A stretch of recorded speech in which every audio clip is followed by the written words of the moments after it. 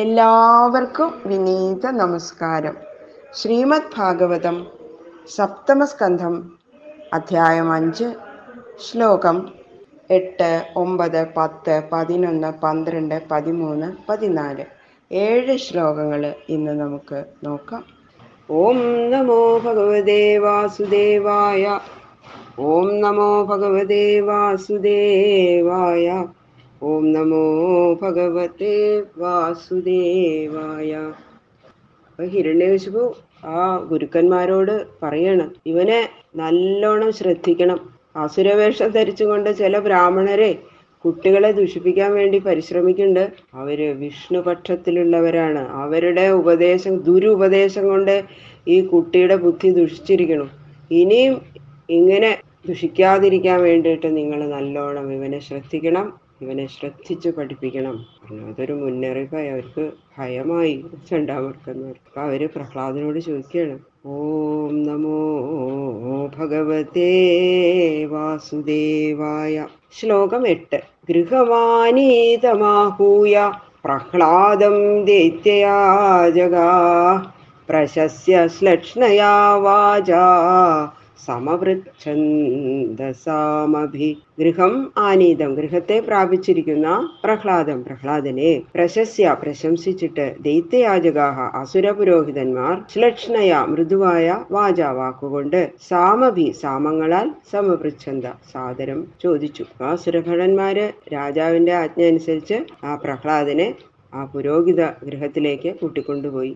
ചണ്ടാമർക്കന്മാരുടെ ഗൃഹത്തിലേക്ക്. അവിടെയാണല്ലോ വിദ്യാഭ്യാസം നടത്തുന്നത് പ്രഹ്ലാദൻ. അവര് പുരോഹിതന്മാര് ആ ഗുരുക്കന്മാര് വേഗം പ്രഹ്ലാദനെ കണ്ട ഉടനെ സ്നേഹത്തോടെ അരികെ വിളിച്ചു. വളരെ സൗമ്യമായിട്ടാണ് ചോദിച്ചു, മൃദു ആയിട്ട് ചോദിച്ചു. വത്സ പ്രഹ്ലാദ ഭദ്രം ദേ സത്യം കഥയമാമൃഷ ബാലാനതികുതത്തുഭ്യം ഏഷ ബുദ്ധിവിപര്യയ. വത്സ ഉണ്ണി, പ്രഹ്ലാദ അല്ലയോ പ്രഹ്ലാദ, തേ ഭദ്രം നിനക്ക് മംഗളം. സത്യം കഥയ, സത്യം പറഞ്ഞാലും. വൃഷാ മാ കഥയ, കളവ് പറയരുത്. ബാലാൻ ബാലന്മാരെ അതിക്രമിച്ചിട്ട് ഏഷ ബുദ്ധിവിപര്യ, ഈ ബുദ്ധി വൈപരീത്യം തുഭ്യം കുത, നിനക്ക് എവിടെ നിന്ന് വന്നു ചോദിച്ചു. വളരെ സൗമ്യമായിട്ടോ ചോദിച്ചത്. അതെ പ്രഹ്ലാദ, നിനക്ക് മംഗളം ഭവിക്കട്ടെ, നിനക്കെല്ലാം നല്ലത് വരും. ഞങ്ങള് 2 സംഗതി നിന്നോട് ചോദിക്കണം. സത്യം പറയണം, നുണ പറയരുത്, കളവ് പറയരുത്. മറ്റു ബാലകന്മാർക്ക് ഒന്നും ഇല്ലാത്തതും ഞങ്ങൾ അഭ്യസിപ്പിക്കാത്തതുമായ ഈ വിപരീത ബുദ്ധി. നീ പറഞ്ഞില്ലേ അച്ഛനോട് വിഷ്ണുവിനെ ആശ്രയിക്കുകയാണ് അച്ഛാ വേണ്ടതെന്ന്. ആ ബോധം നിനക്ക് മാത്രം എവിടെ നിന്നുണ്ടായി? നിനക്ക് ആരാ പറഞ്ഞു തന്നത്? ഞങ്ങൾ അത് നിന്നെ പഠിപ്പിച്ചിട്ടില്ലല്ലോ. സത്യം പറയണം, നീ എവിടുന്നാ, നിനക്ക് ആരാ പറഞ്ഞു തന്നു? ബുദ്ധിഭേദ പരകൃത ഉദാഹോദേ സ്വതോ ഭവൽ ഭണ്യതാം ശ്രോതുകാമാനാം ഗുരൂണാം കുലനന്ദന. ബുദ്ധിഭേദ, വിപരീതമായ ബുദ്ധി, പരകൃത അന്യരാൽ ഉണ്ടാക്കപ്പെട്ടതാകുന്നുവോ, ഉദ ആഹോ അല്ലെങ്കിൽ തേ നിനക്ക് സ്വത അഭവൽ സ്വതയുണ്ടായതോ, കുലനന്ദന കുലത്തെ ആനന്ദിപ്പിക്കുന്ന ബാല, ശ്രോതുകാമാന കേൾപ്പാൻ ആഗ്രഹിക്കുന്ന ഗുരുണാം ഗുരുക്കന്മാരോട് ഭണ്യത പറയുക. അസുരപാലനായ നിന്റെ ഈ വിപരീത ബുദ്ധി ആരാ നിനക്ക് പറഞ്ഞത്? മറ്റാരെങ്കിലും ദുരുപദേശം ചെയ്തിട്ടാണോ നീ ഇങ്ങനെ പറഞ്ഞത്? അതോ നിനക്ക് സ്വതേ തോന്നിയതോ? ഞങ്ങളോട് സത്യം പറയൂ. ഹേ കുലനന്ദന, കുലത്തിന്റെ ഭാഗ്യവാനാണ് നീ പറയണു. നിന്റെ ഗുരുനാഥന്മാരായ ഞങ്ങളത് കേൾക്കാൻ ആഗ്രഹിക്കുന്നു. ഞങ്ങളോട് സത്യം പറയണം. അപ്പൊ പ്രഹ്ലാദൻ എന്താ പറയണു? പ്രഹ്ലാദ ഉവാച സ്വപരശ്ചേത്യസൽഗ്രാഹ പുംസാമ്യന്മായയാ കൃത വിമോഹിതധിയാം ദൃഷ്ട തസ്മൈ ഭഗവതേ നമഃ.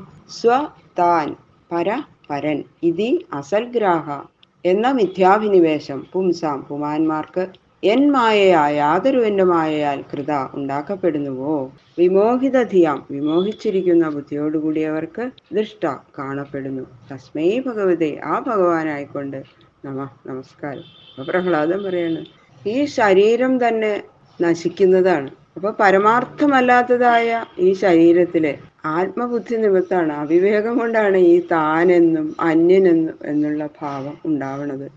വാസ്തവത്തിലെ എങ്ങും നിറഞ്ഞിരിക്കുന്ന ഈ പരമാത്മാവ് ഏകനാണ്. അപ്പൊ പിന്നെ എന്തിനാ രണ്ട് എന്നുള്ള വിചാരം? അത് ഒരിക്കലും ഉണ്ടാവാൻ പാടില്ല. ഒന്നായ നിന്നയിക രണ്ടെന്നു കണ്ടളവിലുണ്ടായൊരിണ്ടൽവത മിണ്ടാവതല്ല മമ, അല്ലെ? അങ്ങനെയല്ലേ? ഒന്നായിട്ടുള്ള ഈ ഭഗവാനെ രണ്ടെന്ന് കാണുമ്പോഴാണ് ഇണ്ടല് ഉണ്ടാവണത്.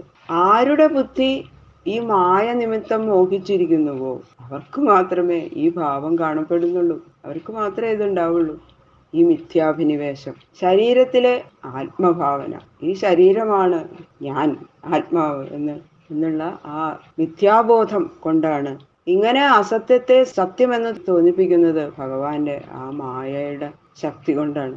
അങ്ങനെയുള്ള ആ മായയുടെ അധീശ്വരൻ യാതൊരുവനോ ജ്ഞാനാദികളായ ഐശ്വര്യങ്ങളാൽ പരിപൂർണനായിരിക്കുന്ന ആ ഭഗവാനായിക്കൊണ്ട് നമസ്കാരം എന്ന് പറയുന്നു. അപ്പൊ അതിന്റെ അർത്ഥം എന്താ? പ്രഹ്ലാദൻ പറഞ്ഞതിന്റെ അല്ലയോ ഗുരുഭൂതന്മാരെ, എന്റെ ബുദ്ധി ഭേദിച്ചിരിക്കുന്നു, അത് സ്വതയുണ്ടായതാണോ അന്യന്മാര് വരുത്തിയതാണോ എന്ന് ചോദിക്കുന്ന നിങ്ങളുടെ ബുദ്ധിയെ ഭഗവന്മായ മോഹിപ്പിച്ചിരിക്കുകയാണ്. അതുകൊണ്ടാണ് നിങ്ങൾക്ക് ഈ സ്വപര ഭേദഭാവം ഉണ്ടായിരിക്കുന്നത്. എന്റെ ബുദ്ധിയില് ഞാനെന്നും അന്യനെന്നും എന്നുള്ള ഭാവമില്ല. ശാസ്ത്രാദികളൊക്കെ അഭ്യസിച്ചിരിക്കുന്ന നിങ്ങളുടെ ബുദ്ധിയെയും മോഹിപ്പിക്കുന്ന എല്ലാം അഭ്യസിച്ചിരിക്കുന്ന ആളുകളല്ലേ നിങ്ങൾ? അങ്ങനെയുള്ള നിങ്ങളുടെ ബുദ്ധിയെയും മോഹിപ്പിക്കുന്ന ആ മായാശക്തിയുടെ അധീശ്വരനായ ആ ഭഗവാനെ ശരണം പ്രാപിച്ചാൽ മാത്രമേ നിങ്ങളുടെ ഈ വ്യാമോഹം ശമിക്കുള്ളൂ. എനിക്ക് ഈ വിധം ഭേദഭാവമൊന്നും ഇല്ലാത്തത് എന്തുകൊണ്ടാണെന്ന് വെച്ചാൽ ഞാൻ മായാധീശനായ ആ ഭഗവാനെ തന്നെ ആശ്രയിക്കുന്നു. അതുകൊണ്ട് ആ മായ എന്നെ മോഹിപ്പിക്കുന്നില്ല. വിദ്വാൻമാരെയും മോഹിപ്പിക്കുന്ന മായയുടെ അധീശ്വരനായ അങ്ങനെയുള്ള ആ ഭഗവാനായിക്കൊണ്ട് നമസ്കാരം. അത്രയും സന്തോഷമായിട്ട് പറയും, ഭഗവാൻ എന്നെ ആ മായയിൽ പെടുത്തിയില്ലല്ലോ. അപ്പൊ വിദ്വാൻമാരെയും കൂടി മോഹിപ്പിക്കുന്നുണ്ട്. അങ്ങനെ കേവലം ബാലനായ എന്നെ ആ മായ മോഹിപ്പിക്കുന്നില്ല. അങ്ങനെയുള്ള ആ മായയുടെ അധീശ്വരനായ കാരുണ്യമൂർത്തിയായ ഭഗവാനായിക്കൊണ്ട് നമസ്കാരം. അപ്പൊ അത്രയും ആശ്ചര്യം എന്തുകൊണ്ട് ആ ഭഗവൻ മായാശക്തിയെ കുറിച്ച് ആലോചിച്ചപ്പോൾ ഉണ്ടായ ആശ്ചര്യം അതുകൊണ്ടാണ്. ആ മായാധിപനായ മായയുടെ അധീശ്വരനായ ഭഗവാനായിക്കൊണ്ട് നമസ്കാരം. എന്നെ മോഹിപ്പിച്ചില്ലല്ലോ ഭഗവാനെ അങ്ങ് എന്നുള്ള ആ ഒരു ഭാവം പ്രഹ്ലാദന് വന്നപ്പോഴാണ് അങ്ങനെയുള്ള മായാധീശന് നമസ്കാരം എന്ന് പറയുന്നത്. എത്രയോ വിദ്വാൻമാരെയും പഠിച്ച് എല്ലാവരെയും, ചില മുനിമാരെ പോലും മോഹിപ്പിക്കുന്നു ഭഗവാന്റെ മായ. സയദാനുവ്രത പുംസാം പശുബുദ്ധേ വിഭിദ്യതേ അന്യ ഏഷ തഥാന്യോഹം ഇതി ഭേദഗതാ സതി. സ ആ ഭഗവാൻ പുംസാം പുമാന്മാർക്ക് യഥാ അനുവ്രത എപ്പോൾ അനുകൂലനാകുന്നുവോ തഥാ അപ്പോൾ ഏഷ അന്യ ഇവൻ അന്യൻ അഹം അന്യ ഞാൻ അന്യൻ ഇതി ഇപ്രകാരം ഭേദഗത ഭേദത്തെ പ്രാപിച്ചിരിക്കുന്ന അസതീ അനർത്ഥഹേതുഭൂതയായ പശുബുദ്ധി പശുക്കളുടേതുപോലുള്ള ബുദ്ധി വിഭിദ്യതയെ ഭേദിക്കപ്പെടുന്നു. അപ്പോഴെ ഇവരൊക്കെ അങ്ങോട്ട് ദേഷ്യം വന്നു. ഇങ്ങനെയൊക്കെ പ്രഹ്ലാദൻ പറയണ കേട്ടപ്പോ ദേഷ്യം വന്നിട്ട് പറയട്ടാ, അസംബന്ധം പറയണ്ട, നിന്റെ ബുദ്ധിഭേദത്തിന്റെ കാരണം പറഞ്ഞു, അതാണ് ഞങ്ങൾ ചോദിച്ചത്, അത് മാത്രം പറഞ്ഞാൽ മതി, ഞങ്ങളെ ഉപദേശിക്കൊന്നും വേണ്ട എന്ന് ആ കുപിതന്മാരായിട്ട് ക്ഷോഭിക്കുന്ന ആചാര്യന്മാരോട് പിന്നെ പ്രഹ്ലാദൻ പറയുന്നു, ആ ഭഗവാന്റെ അനുഗ്രഹത്താൽ എന്റെ ബുദ്ധി പ്രാകൃതന്മാരായ നിങ്ങളെ പോലെയുള്ളവരുടെ ബുദ്ധിയിൽ നിന്ന് ഭേദിച്ചിരിക്കുകയാണ്. അത് അങ്ങനെ സൂചിപ്പിച്ചുകൊണ്ട്, അങ്ങനെ പറഞ്ഞില്ലെങ്കിലും ആ ഭഗവാന്റെ അനുഗ്രഹം കൊണ്ടാണ് എനിക്ക് മായയിൽ ഞാൻ പെടാതിരിക്കുന്നത്. മിഥ്യാഭൂതമായ ശരീരത്തെ ആത്മത്വനെ ധരിക്കുന്നത് കൊണ്ട് അവിവേകൾക്ക് ജനന മരണ രൂപ അനർത്ഥ കാരണമായിരിക്കുന്ന ആ അവിദ്യ എന്നുള്ള ആ ബുദ്ധി ഉണ്ടാവുന്നു. അത് നിമിത്തം ശരീരത്തെ ലക്ഷ്യമാക്കിയിട്ടാണ് ഇവൻ അന്യൻ ഞാൻ അന്യൻ എന്ന വിചാരം ഉണ്ടാവുന്നത്, ആ ഭേദബുദ്ധി ഉണ്ടാവുന്നത്. അതുകൊണ്ടാണ് ഈ വിചാരമാണ് എല്ലാ അനർത്ഥത്തിനും കാരണം. ജനങ്ങൾക്ക് പുണ്യകർമ്മ ഫലപരിഭാഗം വരുന്ന ഏതൊരവസരത്തിൽ ഭഗവാൻ അവർക്ക് അനുകൂലനായി വരുന്നുവോ അപ്പോ ഈ ഭേദഭാവം മൂലത്തോടുകൂടി നശിക്കുന്നു. ഭേദഭാവത്തിന് കാരണമായിരിക്കുന്ന അജ്ഞാന സ്വരൂപമായ മായ ആ കാരണ ശരീരത്തോടു കൂടി തന്നെ നശിക്കുന്നു, ഭഗവാന് അനുകൂലമായിട്ട് നിന്നാൽ. അപ്പോ എന്താണ് അപ്പൊ പ്രഹ്ലാദൻ കൊണ്ട് ഉദ്ദേശിക്കുന്നത്? ഭഗവാന്റെ പ്രസാദ നിമിത്തമാണ് എൻ്റെ ബുദ്ധിക്ക് പ്രാകൃത ബുദ്ധിയിൽ നിന്ന് ഭേദം സിദ്ധിച്ചത്. അതാണ് പ്രഹ്ലാദൻ പറയുന്നത്. ഭഗവാന്റെ അനുഗ്രഹം കൊണ്ടാണ് ഞാൻ എനിക്ക് ഈ മായയിൽപ്പെടാതെ ആ പ്രാകൃത ബുദ്ധിയിൽ നിന്നുള്ള ഒരു ഭേദം എനിക്ക് വന്നിരിക്കുന്നത് ഭഗവാന്റെ അനുഗ്രഹം കൊണ്ട് മാത്രമാണ്. എത്രയോ ശാസ്ത്രം പഠിച്ചവർക്കും കൂടി ഭഗവാന്റെ ആ മായയിൽ പെട്ട് അവിവേകികളായിട്ട് അവർ പ്രവർത്തിക്കണം എന്ന് പറയുന്നു. സയേഷാത്മാ സ്വപരേത്യ ബുദ്ധിഭി ദുരത്യയാനുക്രമണോ നിരൂപ്യതേ മുഹ്യന്തി യത്പത്മനി വേദവാദിനോ ബ്രഹ്മാദയോ കേശഭിനത്തി മേ മതിം. ദുരത്യയാനുക്രമണ, ദുരത്യമായ അനുക്രമണത്തോടു കൂടിയ സ ഏഷ ആത്മാ, ഈ ആത്മാവ് അബുദ്ധിഭി വിചാരശൂര്യന്മാരാൽ സ്വപര ഇതി താൻ അന്യൻ എന്ന് നിരൂപിക്കപ്പെടുന്നു. വേദവാദിന വേദവാദികളായ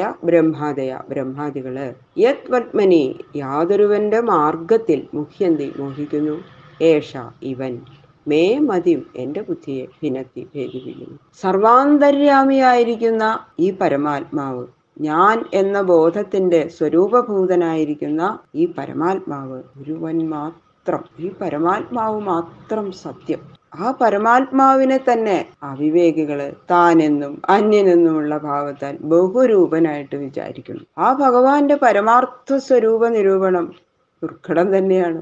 വേദം നിർമ്മിച്ചവരും പഠിച്ചവരുമായ ബ്രഹ്മാദികൾ കൂടി ആ ഭഗവാന്റെ ലീലാവിശേഷങ്ങളെ നിർണയിക്കുന്നതിൽ മോഹിക്കുന്നു. സൃഷ്ടിയാദി ലീലകൾ നടത്തുന്ന ആ ഭഗവാൻ ഏതു വിധത്തിലാണ് നിർവികാരനും സ്വതന്ത്രനുമായിരിക്കുന്നതെന്ന് നിശ്ചയിക്കാൻ ആർക്കും സാധിക്കുന്നില്ല. അങ്ങനെയുള്ള ആ ഭഗവാനാണ് എൻ്റെ ഈ ബുദ്ധിയെ അസുരബാലന്മാരായ മറ്റുള്ളവരുടെ ബുദ്ധിയിൽ നിന്ന് ഭേദിപ്പിക്കുന്നത് എന്ന് പറയുന്നു. എന്നോടുള്ള കാരുണ്യ നിമിത്താണെന്നാണ് പ്രഹ്ലാദൻ പറയണത്. യഥാ പ്രാമ്യത്യയോ ബ്രഹ്മൻ സ്വയം ആകർഷ സന്നിധൗ തഥാ മേ ഭിദ്യതേ ചേത ചക്രപാണേർയദൃച്ഛയാ.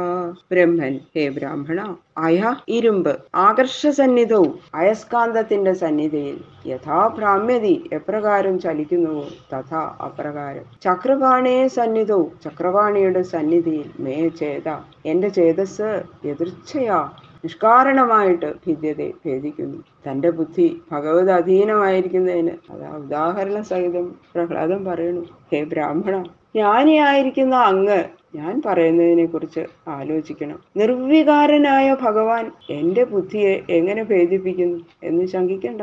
ഭഗവാൻ സർവാന്തര്യാമയുടെ നിലയിലല്ല എന്റെ മതിയെ ഭേദിപ്പിക്കുന്നത്. സാക്ഷാൽ ചതുർഭുജ സ്വരൂപേണ എനിക്ക് ദർശനം നൽകുകയും ആ ദിവ്യ മംഗള വിഗ്രഹത്തെക്കുറിച്ച് എൻ്റെ ചിത്തം നിരന്തരം ചലിക്കുകയും ചെയ്യുന്നു. ആ സ്വരൂപത്തെ വിട്ടിരിക്കാൻ എൻ്റെ മനസ്സിന് സാധ്യമല്ല.